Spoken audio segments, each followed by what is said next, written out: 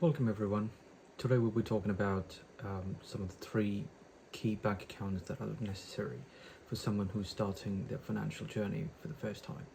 You need three sets of bank accounts. You require a savings account, you require a current account, and you also need stocks and shares ISA account. I'll come to the last part a little later on, but it is quite important for someone who's starting for the very first time. The first one, the current account. The current account is your very basic account, the account which you create to receive your salary from your employer when you start doing your work. This is the account that would be utilized to make sure your payments are made regularly. So let's say you have payments made, going out for your gym membership, your music subscription, your Netflix subscriptions, your rent, and any other expenses, general expenses. Those are the ones that are tracked and paid through from an account. The second one is your savings account. As the name implies, this is basically where you would put your money as a savings. And there are plenty of savings accounts currently available in the market right now. There are banks which are paying you up to 4% interest on your savings. And bear in mind, this account should be utilized to put some money aside. In the upcoming videos, we will be talking more about in terms of what are the amount, how much amount you're going to be saving each month and putting it away in a high yield savings account where it generates interest over a period of time each year. So sticking to the savings account, you would want to open something which actually pays you higher interest. The importance that is because every money that goes into it will generate interest for you. Some bank accounts provide you on a daily basis. It gives you daily interest on your things, and some gives you monthly and some gives you yearly.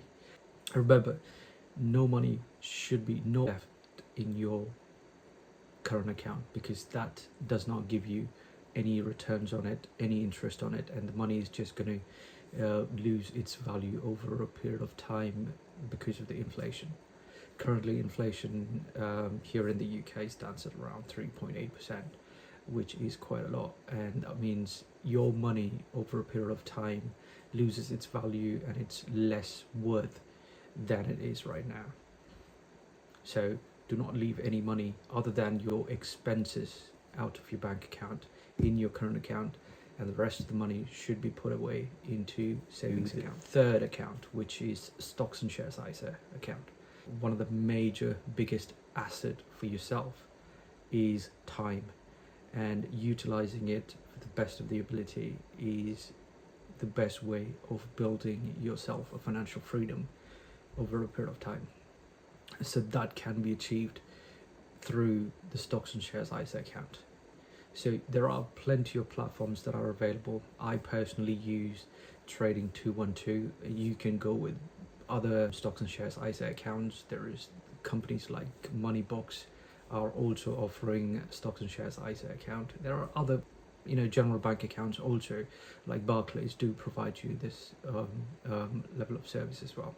Remember to open this account in sole purpose of making your investment and putting away a certain set of money into this account and treating it as an expense, as a general expense like your current account. Money from your current account go into your stocks and shares ISA account, which in turn is then invested into ETFs. I'll talk about the ETFs a little further down, but to generally explain, the ISA account or stocks and shares ISA account here in the UK is basically used to invest into stock market. Whilst making this video, I personally have been investing for quite some time, and to give you a last couple of years, it has returned up to about 12 to 14% return. I'm not saying that this is something that you're going to always receive in your stocks and shares ISA account, but the way the stock market performs over a period of time throughout the decade, it has performed really well and it has consistently given you returns. So putting away your money over a long period of time, say 10 years, 20 years, even 30 years will build a lot of money. So in stocks and shares ISA account is, as I said, you can open one with the trading 212 account.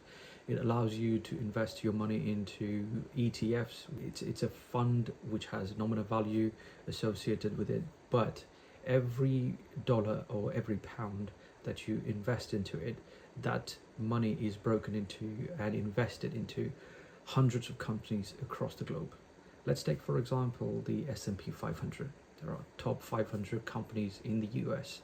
Now, if you were to invest into individual shares, and if you want to buy them individually, that's going to cost you a lot of money. So how do I put my investments? Let's assume that you're investing £50 or £100 a month that you can set aside for investment.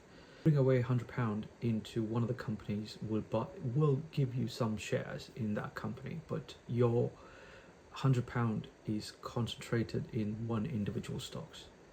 But when you invest into ETF, like the S&P 500 ETF, which is like Vanguard S&P 500 index, that money is divided or spread across all 500 companies based on the percentage of the weight that these particular ETFs are shared.